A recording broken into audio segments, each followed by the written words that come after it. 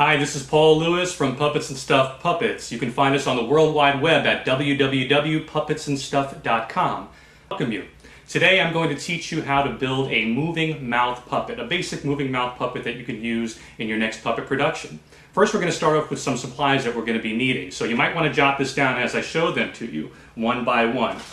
We're going to need a bunch of hot glue sticks, hair dryer, hot glue gun, box cutters.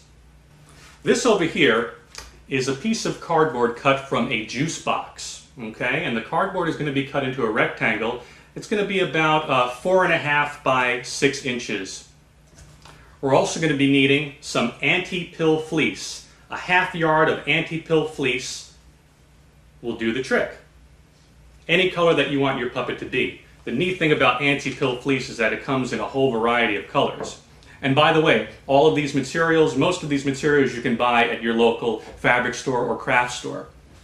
Over here we have a sheet of rubber. Now normally these come in rectangles, but I've been cutting pieces off building a bunch of puppets, so it's not a rectangle right now, but they do come in rectangular shapes. Red rubber, red rubber. Over here is a piece of 1-inch foam rubber, and we've cut it into kind of a square, about 7.5 by 7 inches. We're going to need a sheet of felt, black felt preferably. We're going to need right over here, this over here is kind of a little brush with foam rubber at the end here. We're going to be working with contact cement later on, so this is going to be able to be your tool for dabbing on the contact cement. And of course we're going to need our contact cement. We're going to need some scissors. We're going to need a pom-pom. Over here we've got a bunch of little tabs of felt. And they are adhesive pieces, so you can peel them off the paper and stick them on your character, and I'll show you what they're for later on. But again, you can buy them in your local craft store or fabric store. Magic marker, and craft fur or little marabou boas. Of course, we're going to need a sewing machine.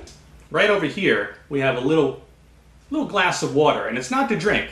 We're going to be using it when we work with our hot glue, and I'll show you a little trick there that could save you a lot of time and could also keep you from getting burnt.